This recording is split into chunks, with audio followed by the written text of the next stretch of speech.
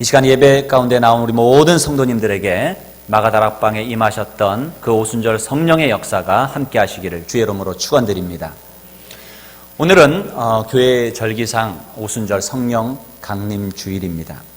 예수님은 승천하시면서 몇 날이 못되어 성령을 보내주시겠다고 약속하셨고, 예수님의 약속대로 오순절 마가다락방에서 기도하던 주님의 제자들에게 성령께서 극적으로 또한 생동감 있게 임하신 장면이 오늘 본문에 묘사되고 있습니다.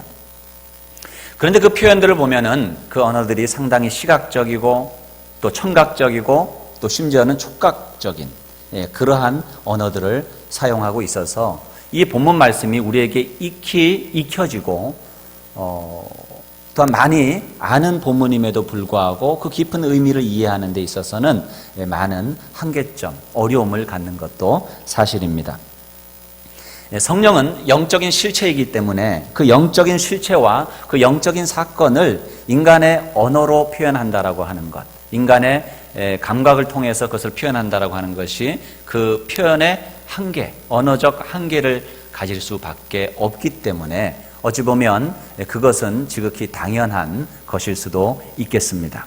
그러나 오늘 우리가 이 본문의 말씀을 평소와 달리 우리가 조금 잘게 부수어서 함께 하나하나를 뜯어보면서 그 깊은 의미를 묵상하며 하나님께서 교회에게 주시는 그 메시지를 함께 듣는 이 시간이 되기를 바랍니다.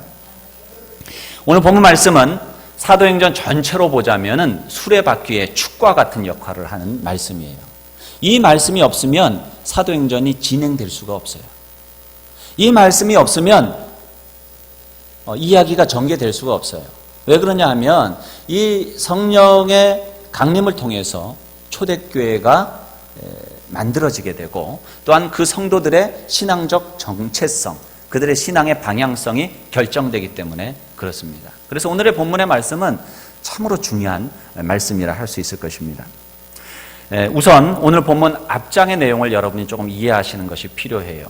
사도행전 1장에는 이 성령 강림 사건이 있기 전에 준비되는 그런 내용들이 나오고 있습니다.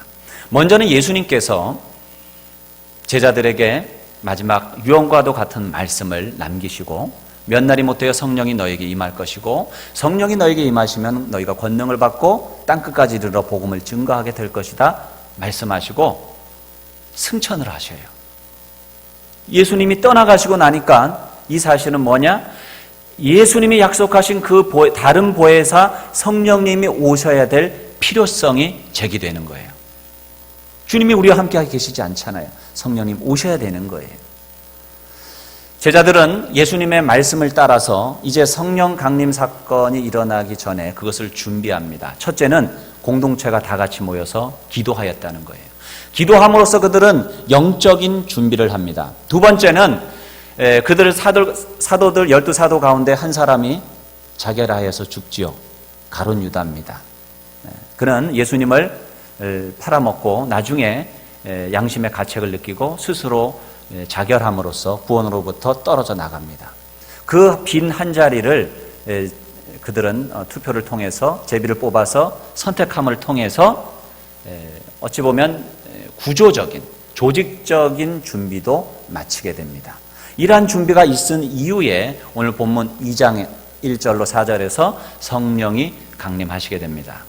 성령님께서 강림하시고 나니까 사람들에게 반응이 나타나기 시작하는 거예요.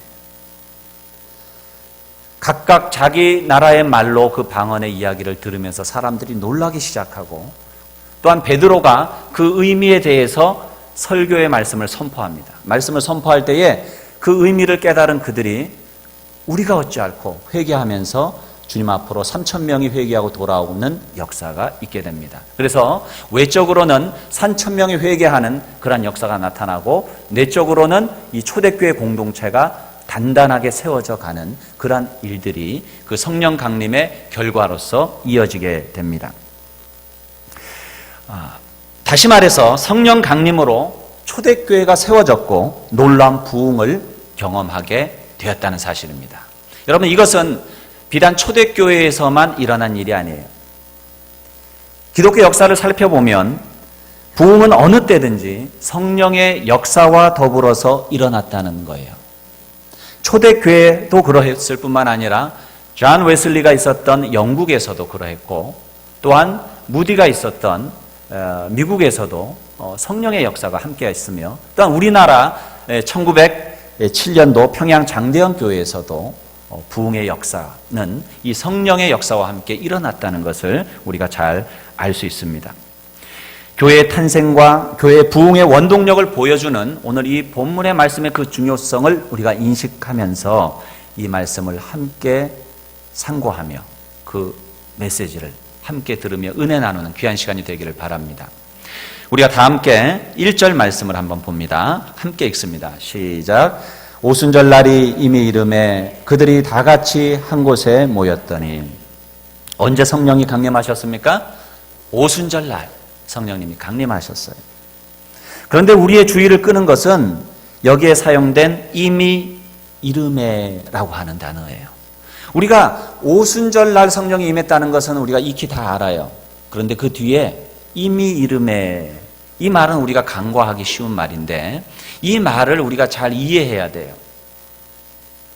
왜 그러냐면 이미 이름에라고 하는 이 단어를 이 누가복음과 사도행전의 저자인 이 누가가 딱 3번을 쓰고 있어요. 신약에는 이 단어가 딱 3번만 쓰이고 있어요. 누가복음에 2번 나오고 또 오늘 본문에 이 1번 나오고 이미 이름에. 이게 어떤 뜻이냐 하는 거예요. 누가복음 8장 23절에 보면 물이 가득하게 되어 할 때 이 단어를 쓰고 있어요. 그러니까 물이 차서 가득하게 되는 것. 그런 의미가 있고요. 또 누가복음 9장 51절에 보면 예수께서 승천하실 기약이 차감해. 기약, 어떤 약속한 기한, 시간이 다 차갈 때에 이 단어를 쓴다는 거예요. 자, 그 말은 이미 이름에, 이 말은 뭐예요? 하나님의 섭리, 하나님의 계획, 하나님의 뜻 안에서 성령이 임하실 그 기한을 하나님이 정하셨다는 거예요. 그리고 그때를 향해서 시간이 차오르다가 그때가 바로 오순절이 거예요. 그때 성령이 임하셨다는 바로 그런 의미를 담고 있습니다. 그래서 성령 강림의 때는 철저히 하나님의 섭리 안에 있는 시간이요, 즉 인간의 의지가 배제된 하나님의 주권적인 때라는 사실이에요. 여러분, 우리가 아무리 외쳐도 하나님이 부어주시지 않으면 성령의 은혜가 우리 가운데 임하지 않는 거예요. 그것은 하나님의 주권에 속한 거예요. 여러분이 이 자리에 와서 있는 것은 하나님의 은혜고 여러분이 해야 될 응당한 의무요 책임입니다. 성도로서.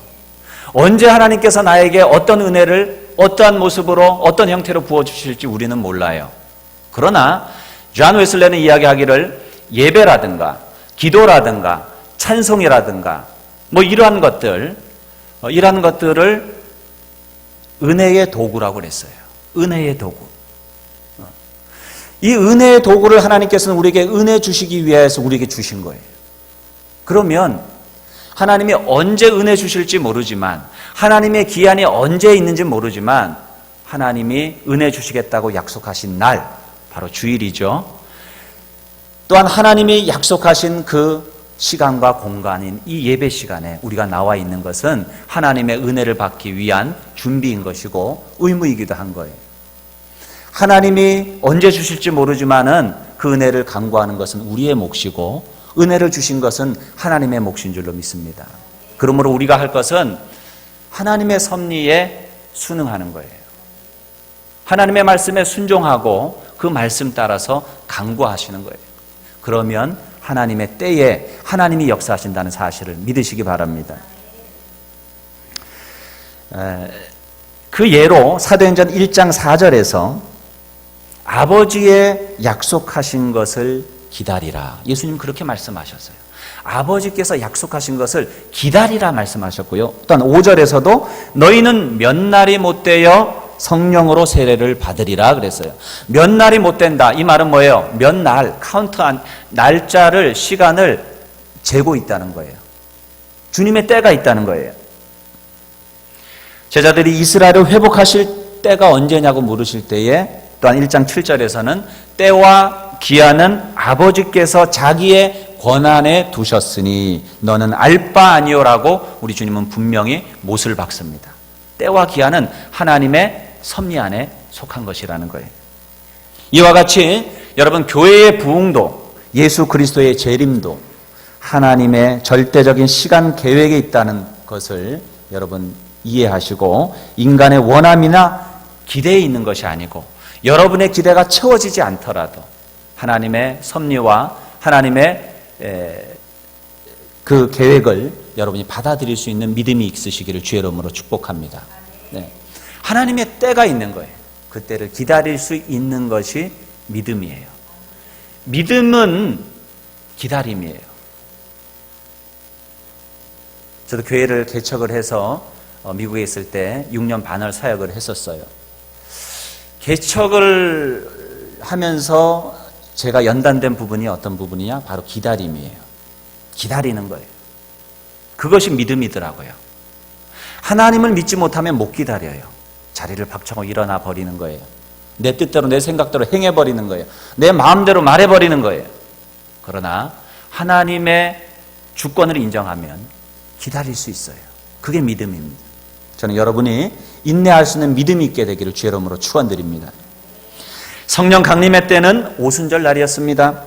그런데 왜 하필 많은 날 중에 하나님은 오순절 날에 성령이 임하시게 하셨을까?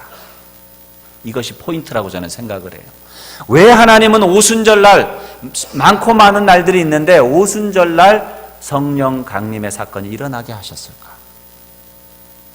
여러분, 왜 그렇다고 생각하세요? 우연일까요? 하나님께는 우연이 없어요. 인간에게는 우연하게 보이는 일들도 하나님께는 다 필연이에요. 필연적으로 오순절날 일어나게 하신 목적이 있으신 거예요. 오순절은 여러분 아시다시피 유대인의 3대 절기 가운데 하나로 77절이라고도 이야기를 하지요. 오순절은 레위기 23장에 보면 곡식의 첫 이삭을 하나님께 드리는 그 안식일, 그 다음 날부터 계산을 해서 7일씩 7주, 그래서 77절이라고 이야기합니다. 그 다음 날을 오순절이라고 이야기를 해요. 50일이잖아요. 그래서 오순절이라고 이야기를 합니다. 원래는 그래서 이 오순절이라고 하는 것은 농경적인 의미를 가지고 있는데, 유대교의 후기에 가게 되면 그것이 시내산 모세의 율법 수여 기념일로 그렇게 지켜지게 돼요. 그래서 오순절하면 유대인들은 모세가 시내산에서 율법을 받은 날을 기념하는 날, 이렇게 생각을 한다는 거예요. 그런데 바로 그날 성령이 임하신 거예요. 자, 이 말은 이스라엘 유대교인들의 율법에 대한 인식, 거기에 대해서 우리가 한번 생각해 볼 필요가 있어요. 이스라엘 백성들은 어떻게 해야 구원을 받는다고 생각합니까? 율법을 지킴으로써 그들이 깨끗하게 되고 구원을 얻는다라고 생각을 했어요. 그런데 성령이 바로 그것을 대체하게 되는 거예요. 성령은 예수의 영입니다. 그리스도의 영입니다. 성령님이 오셔서 이제는 그리스도의 영인 성령을 받음으로 예수를 믿음으로 구원을 얻게 됐다는 사실이에요. 이것을 잘 표현해 주는 것이 오늘 본문의 말씀인데, 오늘 본문의 말씀을 잘 읽어보면 출애굽기 19장인가요? 거기에 모세가 시내산에서 율법을 받을 때에 나타났던 그 장면과 아주 흡사한 장면들이 많이 나와요.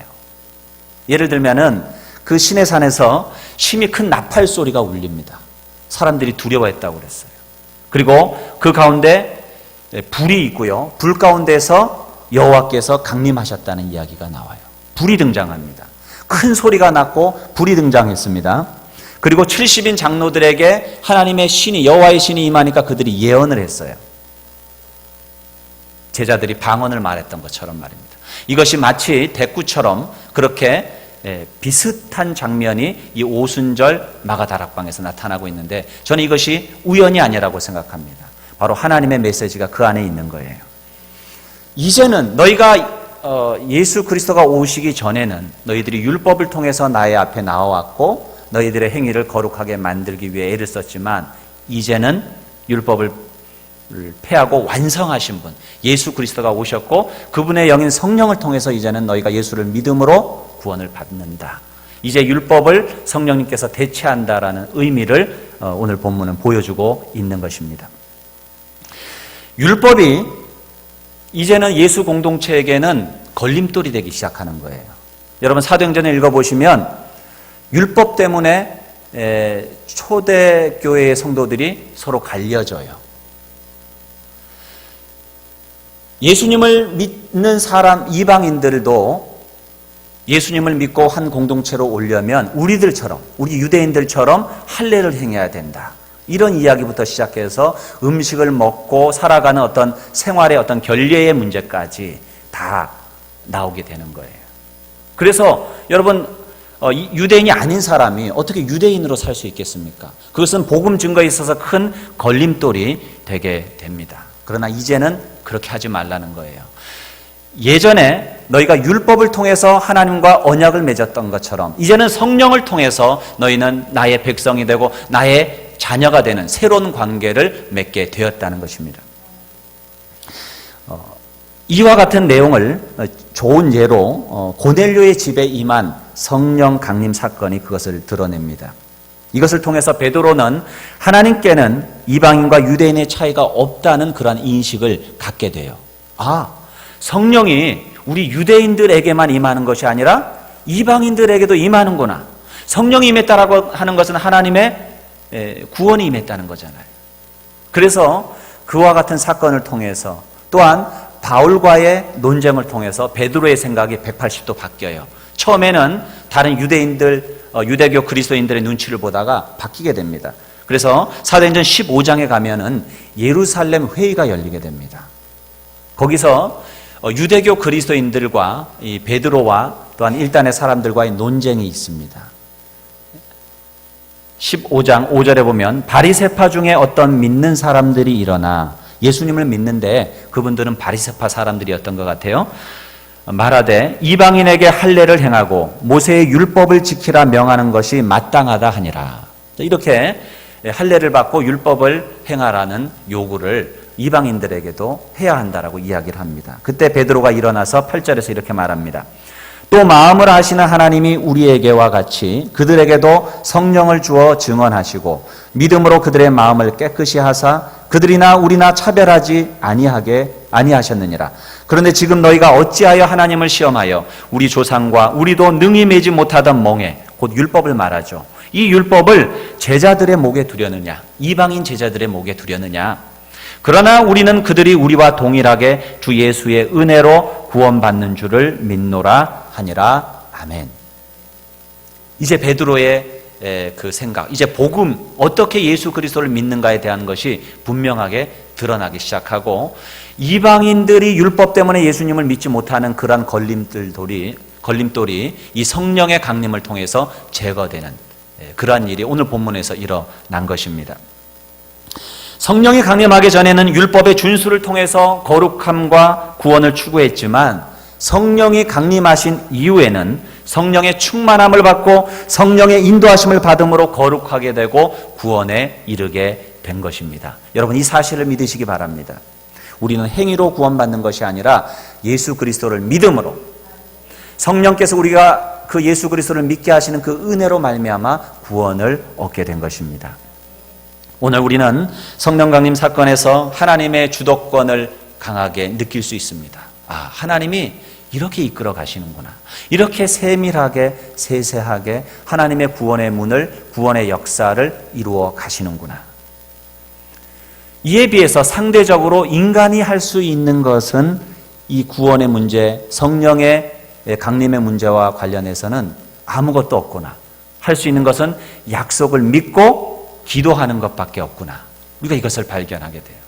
여러분 우리가 우리의 구원과 관련해서 할 수 있는 것이 아무것도 없다는 사실을 여러분 믿으시길 바라요. 우리를 구원하시되 우리의 행함으로 하지 않았다고 그랬어요. 오직 중생의 씻음과 성령의 새롭게 하심으로 하셨나니. 디도서는 그렇게 이야기를 합니다. 성령께서 우리에게 임하셔서 그리스도의 보혈로 우리를 덮으시고 또한 그 성령께서 우리를 거듭나게 하심으로 우리는 하나님의 자녀가 되고 구원받았다는 사실입니다. 여기에 있어서 우리가 인간이 할 수 있는 것은 아무것도 없어요. 그 약속을 믿는 것, 그리고 기도하는 것밖에 없어요. 믿음으로 구하는 것밖에 없어요. 그래서 여러분, 우리가 예수 그리스도를 영접하는 기도를 드리는 그 기도가 아무것도 아닌 것 같아도 그 기도 가운데에 하나님이 역사하시는 거예요. 왜? 거기에 약속이 있기 때문이에요. 너희가 나를 믿으면 구원을 얻으리라 말씀하셨기 때문입니다. 저는 여러분에게 그러한 믿음이 있기를 바랍니다. 주의 약속의 말씀을 믿고 주님 앞에 나아가는 모든 성도님들 되어짐으로 성령의 충만한 은혜가 임하시기를 주의 이름으로 축복합니다. 오순절날이 이미 이름에 그들이 다 같이 한 곳에 모였더니, 여러분 여기서 다 같이가 누굽니까? 다 같이 모였더니, 첫째는 1장 26절에 보면 사도들, 12사도들이 있겠고, 또한 함께했던 120문도라고 하는 제자 그룹들이 거기에 있었습니다. 뿐만 아니라 또한 오순절을 맞이하여서 예루살렘에 나왔던 또한 그런 사람들도 아마 그 근처에 있었을 것입니다. 오순절 날이 가득 찼을 때, 하나님의 기한이 가득 찼을 때에 사도들을 포함한 그 많은 사람들이 함께 모였습니다. 모여서 뭐 했습니까? 기도했습니다. 자, 2절을 우리 함께 읽습니다. 2절 시작. 후련히 하늘로부터 급하고 강한 바람 같은 소리가 있어 그들이 앉은 온 집에 가득하며. 자, 그들이 기도할 때에 성령이 임했는데, 성령이 임하신 첫 번째 현상이 뭐냐? 갑자기 하늘로부터 소리가 있었다는 거예요. 어떤 소리입니까? 급하고 강한 바람 같은 소리. 급하고 강한 같은 이 소리가 났어요. 이 소리의 출처가 어디입니까? 하늘로부터 그랬어요. 하늘로부터 난 급하고 강한 바람 같은 소리. 그게 뭘까요? 그 성령을 지금 청각적으로 표현한 거예요. 소리인데 눈에 보이지도 않는데 그것이 성령인 것을 어떻게 알 수 있습니까? 그 소리가 하늘로부터 왔다는 거예요. 성령이 하늘로부터 임하시잖아요. 그것이 바로 하나님으로부터 온 하나님의 영임을 의미하는 거예요. 그리고 급한 강한 무슨 같은 소리? 바람 같은 소리. 바람은 르와흐예요. 푸뉴마, 헬라어로는 푸뉴마, 히브리어는 르와흐. 이거는 바람, 호흡이라고 하는 뜻을 또한 함께 가집니다. 이것은 성경에 보면 성령을 나타낼 때도 바로 이 단어를 쓰고 있어요. 그래서 바람이라고 하는 것을 통해서 성령의 임하심을 표현한 것은 우연이 아니고 하나님께서 보내주신 승천하신 자 예수 그리스도를 통하여서 하나님께서 보내주신 성령임을 그렇게 지금 표현하고 있는 것입니다. 그 성령이 3절에 보면 누구에게 임합니까? 각 사람 위에 3절에 보면 임합니다. 그런데 오늘 2절 말씀에서는 그들이 앉은 온 집에 가득하게 임합니다. 자, 1차적으로는 공동체적으로 임하는 거예요. 성령은 1차적으로 공동체에게 주어진 영이라고 하는 것을 여러분 아시기 바라요. 성령은 개개인에게 주시지만 공동체를 위한 영이에요.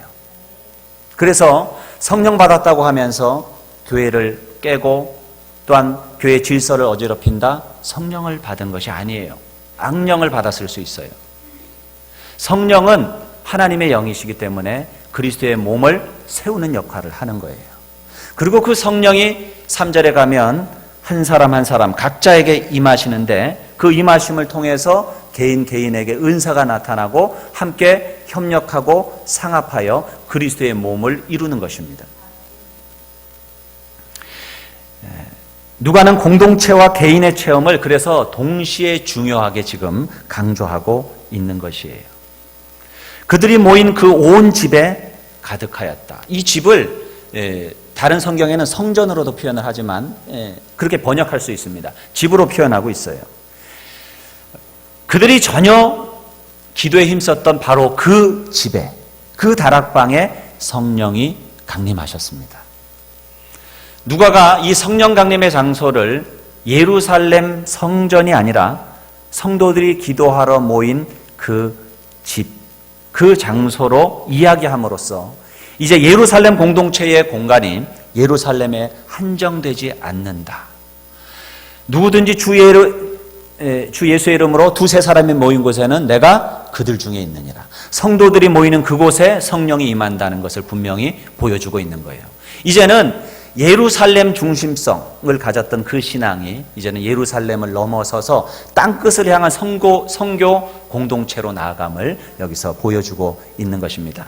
예루살렘이라고 하는 한 장소의 구심적인 이제 집중이 이제는 땅끝이라고 하는 원심적인 확산으로 나아가고 있는 거예요. 여러분, 교회라고 하는 공동체는 모이기 위해서 모이는 공동체가 아니라 흩어지기 위해서 모이는 공동체인 줄로 믿습니다. 우리는 예수 그리스도를 믿고 성령을 받은 하나님의 사람들이기 때문에 이제는 그분의 사명을 가지고 능력 받아서 함께 하나님을 예배하고 이제는 흩어져서 여러분이 있는 그곳에 나아가서 그리스도의 복음을 증거하는 삶을 살아가는 선교 공동체라는 사실을 믿으시기 바랍니다. 바로 그것을 지금 우리에게 보여주고 있는 거예요. 우리 3절 말씀을 같이 읽습니다. 시작. 마치 불의 혀처럼 갈라지는 것들이 그들에게 보여 각 사람 위에 하나씩 임하여 있더니. 자, 그들 위에 각 사람에게 이제는 불이 갈라진 것 같은 갈라진 혀들이 나옵니다. 이것은 이제는 시각적인 형상을 통해서 성령을 묘사하고 있어요. 불은 성경에 보면 하나님의 영의 나타남을 상징할 때 불이 등장해요. 그래서 하나님이 나타날 때는 꼭 이 바람과 불이 등장을 하는데 오늘 성령이 임하실 때도 바람과 불이 등장하는 거예요. 누가복음 3장 16절에서도 세례 요한이 예수님에 대해서 뭐라고 말씀합니까? 성령과 불로 세례를 베푼다라고 이야기를 해요. 예수님께서 이 땅 가운데 오셔서 우리에게 성령을 주시는 것을 그렇게 표현한 것입니다. 그런데 단순히 갈라진 불들이 임했다고 표현해도 성령의 임재는 명확해지는데 누가는 왜 그 앞에 혀라고 하는 말을 넣었을까? 여러분 어색하지 않으십니까? 이 말씀이 그렇잖아요. 성령의 임재를 나타내는 말이라고 한다면 혀라는 말을 빼도 지장이 없어요. 마치 불처럼 불이 갈라지는 것처럼 성령이 그들 각 위에 임하셨다고 말해도 그것이 더 자연스러운 표현일 텐데 마치 불의 혀처럼 갈라지는 것들이 보여졌다라고 표현을 하고 있어요. 이것이 우연이 아니에요. 혀라고 하는 단어를 일부러 쓴 것이에요. 자, 2절에서는 소리였어요. 이 소리는 우리 인간의 몸 가운데서 소리를 내는 기관이 있습니다. 뭡니까? 혀예요. 이 혀에서 나중에 4절로 넘어가면 어떤 일들이 일어납니까? 그들이 성령의 충만함을 받고 다른 언어를 말하기 시작하는 거예요. 소리가 혀가 되고 혀가 언어가 되는 거예요. 그 언어는 어떤 언어일까요? 그리스도의 복음을 증거하는 증인된 삶을 살 수 있는 언어가 되는 거예요. 그래서 이 사도행전 2장의 이 말씀은 사도행전 전체를 붙들고 있어요. 사도행전이 여기서부터 시작이 되는 거예요. 어찌 보면은. 그래서 땅끝까지 이르러 그리스도의 복음이 증거되어지는 선교 공동체, 성령 공동체의 모습을 여기서 보여주고 있는 것입니다. 임하였다. 각 사람 위에 하나씩 임하였다는 이 말은 능력과 권위가 있게 좌정함을 묘사하는 단어예요. 왕이 보좌에 임한 거예요. 성령이 우리에게 임하신 것은 성령이 우리의 마음의 보좌에 임한 거예요. 그래서 우리를 다스리는 거예요. 그래서 성령 충만이라고 하는 것은 예수의 영이 나를 다스리신 상태가 성령 충만이에요. 여러분, 성령 세례라고 하는 말이 있고 성령 충만이라고 하는 말이 있는데 이 말의 차이를 여러분이 좀 이해를 하실 필요가 있어요. 성령 세례는 우리가 예수 믿을 때에 성령이 우리 가운데 임하시는 것을 성령 세례라고 해요. 그래서 우리가 예수를 믿으면 성령이 우리 가운데 임하시고 우리가 거듭나서 예수 그리스도를 주로 고백하게 됩니다. 이것이 성령 세례예요. 성령 세례는 일생 동안 한 번 받아요. 여러분, 물 세례도 그래서 한 번만 받는 겁니다. 그런데 성령 충만은 뭐냐? 그 성령이 우리를 완전히 주장하시는 거예요. 그것을 충만으로 표현한 거예요. 가득 찬 거예요. 그래서 성령 세례가 임하실 때에 성령 충만으로 함께 경험하시는 분들이 있고 그렇지 않은 분들도 있어요. 그냥 예수 그리스도를 믿는 믿음은 생겼지만 성령이 충만하게 나를 다스리시는 상태는 경험하지 않은 그런 분들도 있습니다. 4절에 그들이 다 성령의 충만함을 받았다라고 그랬어요. 그러니까 이들은 지금 예수님을 주님으로 고백할 뿐만 아니라 그 성령이 그들을 다스리시는 상태 가운데 들어간 거예요. 성령이 말하게 하심을 따라 다른 언어들로 말하기를 시작하니라. 자기의 언어가 아니라 이제는 성령의 말하게 하심을 따라 말하기 시작해. 이걸 보고 뭐라고 합니까? 방언이라고 말하잖아요. 방언을 하기 시작했는데 다른 언어들로 말하기를 시작했다고 그랬어요. 그들이 각각 다른 말로 말하기를 시작했어요. 그런데 그 언어는 뒤에 가보면은 6절, 8절 뒤로 가보면 그 언어가 뭡니까? 오순절이 되어서 3대 절기인 오순절이 되어서 예루살렘을 와서 제사 드리기 위해서 왔던 수많은 디아스포라의 유대인들이 각각 자기 나라의 말로 들을 수 있는 언어였어요. 그러니까 그 언어가 우리가 생각하는 것처럼 알아들을 수 없는 알 수 없는 언어가 아니라 외국어였다는 거예요. 신기한데 그런 일들이 지금도 일어납니다. 제가 신학교 시절에 대강당에서 저녁에 기도를 하는데 어떤 분이 막 영어로 기도를 하시더라고요. 그래서 야, 참 부럽다. 어떻게 영어를 저렇게 유창하게 영어로 기도를 할까? 참 부러웠는데 나중에 알고 봤더니 그게 영어를 잘해서 기도한 것이 아니라 방언이라고 그러더라고요. 영어를 방언으로 그분 받으셨대요. 그래서 100% 그 말의 뜻을 잘 모르신대요. 그럴 수도 있더라고요. 하나님께서 다른 언어로 오늘 성경에서 방언을 말하게 하신 것은 다른 나라 말로 듣게 한 거예요. 그렇게 하심으로써 어떤 일들이 일어났습니까? 예루살렘 성에 모인 여러 나라에서 모였던 그 사람들이 성령의 역사를 보게 되고 예수를 믿는 결과로 나타나게 된 것입니다. 이 또한도 성교 지향적인 하나님의 역사였던 것이에요. 누가는 왜 오순절 성령 강림 사건을 기록하면서 이렇게 복잡하게 얽힌 이해 자리들을 우리에게 말해주고 있느냐? 바로 여기에 목적이 있는 거예요. 왜 성령이 임하셨고 어떻게 성령이 임하셨고 앞으로 성령이 해야 될 일이 무엇이며 그 성령을 통해서 거듭난 너희 이 교회 공동체가 무엇을 향해서 어떻게 살아가며 그 사명을 감당해야 하고 할 수 있는가를 보여주기를 원했던 거예요. 오늘 이 본문 말씀은 바로 그것을 담고 있습니다. 결론적으로 여러분 말씀드립니다. 오순절 성령 강림 사건은 성령의 본질과 기능을 성교적인 관점에서 함축적으로 제시해주는 말씀입니다. 오직 성령이 너희에게 임하시면 너희가 권능을 받고 예루살렘과 온 유대와 사마리아와 땅 끝까지 이르러 내 증인이 되리라. 여러분 이 시제가 뭐예요? 미래예요. 이건 예언입니다. 사도행전 1장 8절의 그 말씀은 당시로 보면 예언인 거예요. 그런데 그 말씀이 사도행전 2장에 와서 성취되는 거예요. 그 시작점이 사도행전 2장 1절이에요. 그리고 이제 그들은 성령 충만을 받고 땅끝까지 이르러 예수의 증인되는 그러한 역사를 살아가게 됩니다. 사랑하는 성도님들, 사도행전 28장은 바로 그런 성교의 공동체가 어떻게 성장해 가고 있는 것을 보여주고 있습니다. 우리는 다 그 성령을 받은 하나님의 백성들인 줄로 믿습니다. 이제는 우리가 다 함께 사도행전 29장을 써내려 갈 수 있기를 바랍니다. 단순히 성령이 오셨다, 성령을 받았다는 것을 기념하는 것으로 끝나지 아니하고 우리가 바로 그 성교의 주인공이 되고 하나님의 복음을 땅끝까지 이르러 목숨 다하는 날까지 증거하는 참된 증인들이 다 되시기를 주의 이름으로 축원드립니다. 기도하겠습니다. 오늘 말씀을 붙들고 여러분 마음에 주신 그 하나님의 음성을 붙드시길 바랍니다. 그리고 주님 앞에서 결단하시기 바랍니다. 하나님 이 한 주간 이 말씀 붙들고 내가 이렇게 살아가겠습니다. 우리 다 함께 주님 앞에 조용한 기도로 나아갑니다. 살아계신 아버지 하나님 은혜를 감사합니다.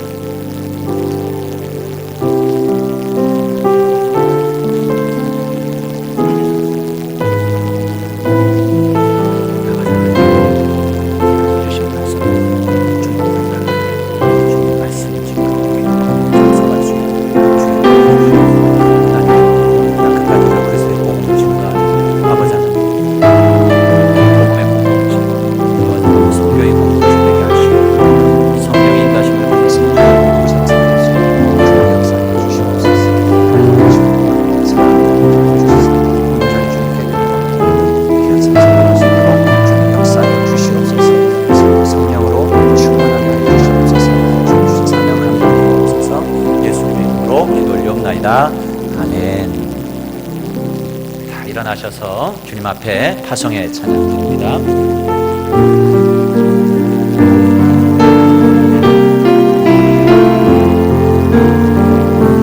진정한 예배가 숨쉬는 교회, 주님이 주인 되시는 교회, 믿음의 기도가 쌓이는 교회, 최고의 찬양을 드리는 교회, 말씀이 살아 움직이는 교회, 성도의 사랑이 넘치는 교회, 힘과 헌신이 기쁨이 되어 열매 맺는 아름다운 교회,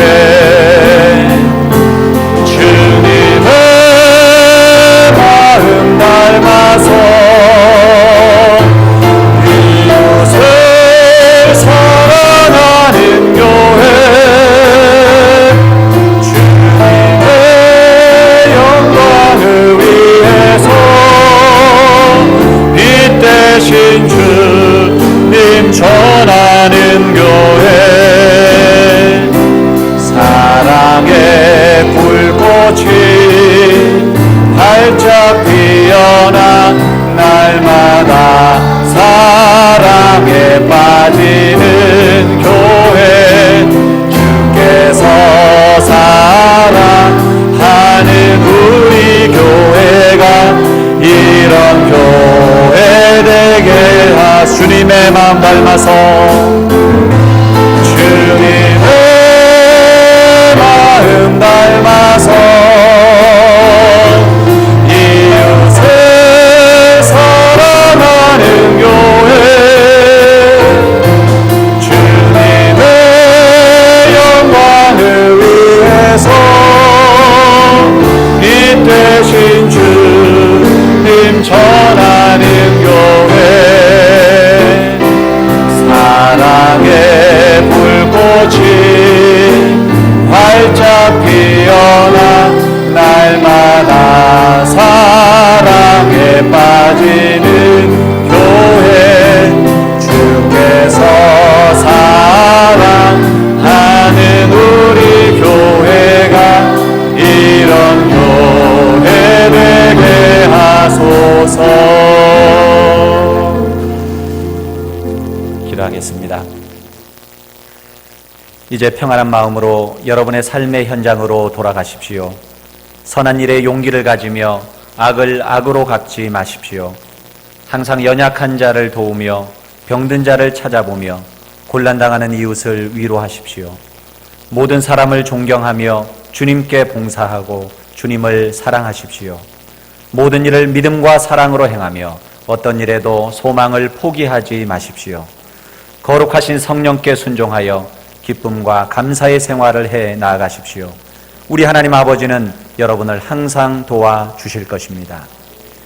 이제는 우리를 위하여 십자가 지신 예수 그리스도의 그 크신 은혜와 하나님 아버지의 무한하신 사랑과 성령의 감화 감동 충만하신 은총이 성령의 능력을 힘입어 땅끝까지 이르러 증인되는 삶을 살기로 다짐하는 여기에 머리 숙인 사랑하는 성도들 머리마다 저들의 가정과 직장과 사업과 학업과 또한 우리 한우리 공동체 위에 이제로부터 영원토록 함께 하시기를 간절히 축원하옵나이다. 아멘.